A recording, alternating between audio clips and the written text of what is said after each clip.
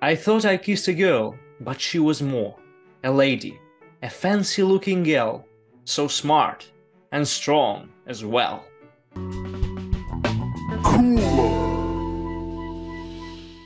Hi, I'm Tim Cool, and this is Cooler. Let me tell you a story. There was a girl in my class back in the junior high school. She was a tall blonde girl, a bit timid, but she was good with words when she needed to be. Her name was Svetlana, or just Sveta. And Sveta was my first crush. Yeah, I was like 11 years old, and before that I never thought a lot about girls.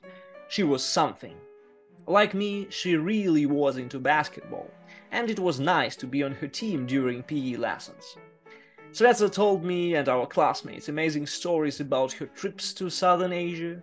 Sveta traveled with her mom, Mrs. Lobanova, a pleasant woman who once gave away her homemade chocolate bars. Those were pretty tasty. Sveta was into cooking herself. She was making wonderful cookies and apple pie. She had that overall vibe of a person who enjoys new experience. And at the same time, she is calm and soft. Sveta never sounded braggy, never. We started texting a lot, even during classes. I remember her asking me specifically if I like anybody, and I just looked at her for 3 seconds straight and said some stupid shit like, no, ha ha ha, no one, are you joking? At some point, at a school party before the holidays, we were alone in a class, preparing paper snowflakes. We were joking around, talking about the snowflakes we used to make in the past. We smiled, we laughed, and then we kissed.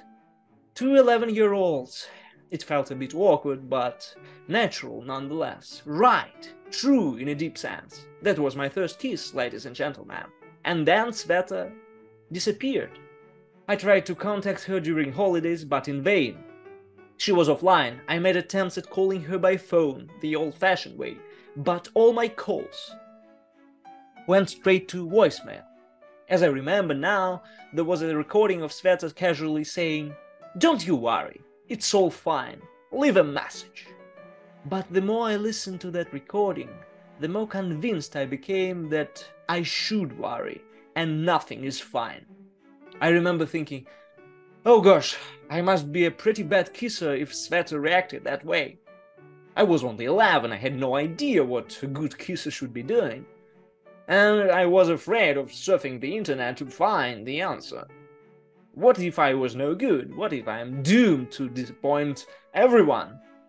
Oh, my sweet, sweet Sveta, I must have wronged you somehow. Oh, maybe it was my saliva. No way. Maybe after that she feels like she's done with kissing forever. For some reason. And it's all because of me? Oh dear Sveta and her favorite basketball and her stories about Malaysian jungles and swamps. And of course her beautiful long blonde hair, almost glowing in the sunlight. After the holidays, Sveta did not come back to our school, to our class. Our Professor Marnik explained Sveta's absence by shouting. She had personal reasons to be transferred to another school. But finally, 1 week later, Sveta wrote me a short message, responding to all my polite questions. She wrote, "I hope you die in agony, you filth, you scum." Is there a proper response to that? It was beyond anything I imagined or could imagine. We kissed willingly, it seemed alright at the moment. Why a person could wish someone else a painful death? Especially when this someone is your peer from school, your friend, and the one you kissed. A mystery, to say the least, but after some time I came to a conclusion that her account probably was hacked. But no one else received such mean messages from her. Just me. And I was devastated. I felt awful. That was the last thing Sveta wrote to me. I had to talk to her, I had to find out what had gone wrong, what the problem was. I asked her friend and she gave me her address. The man who opened the door to me said that previous tenants are long gone. I felt broken from the inside. My crush hated me, and I had no way of knowing why. Yes, that, I thought to myself, what had I done to deserve that? Yeah, I was such a deep thinker when I was 11 years old. Several months later, I still hadn't recovered. Emotionless, I just tried to kill time in the evenings by playing basketball in the yard. One day, the basketball hoop disappeared. I looked around, and in the middle of the yard, I saw a figure in a black robe with a black hood. This mysterious figure held a large ring in their hand. I looked closer and realized that it is in fact the hoop. I looked even closer and saw that the figure in a black robe was a woman. And not just any woman. It was Mrs. Lobanova, Sveta's mother. I ran towards her, impatient to ask her where I could find Sveta. "Oh, Mrs. Lobanova, I'm so glad to see you," I said without even looking at what she was doing. "I want to know how I could find Sveta. I really need to talk to her."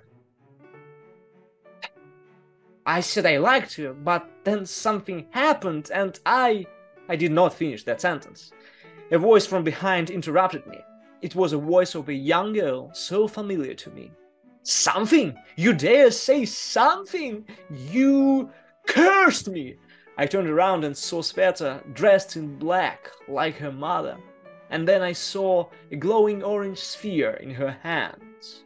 "I did not know. I was unprepared and you cursed me." She was trying to hide tears. I remained silent. I was out of words. Then her mom said, "You cursed my daughter, and you should be punished." A memory of Mrs. Lobanova's chocolate crossed my mind and became grim and dark. I had no idea who Sveta and her mom were.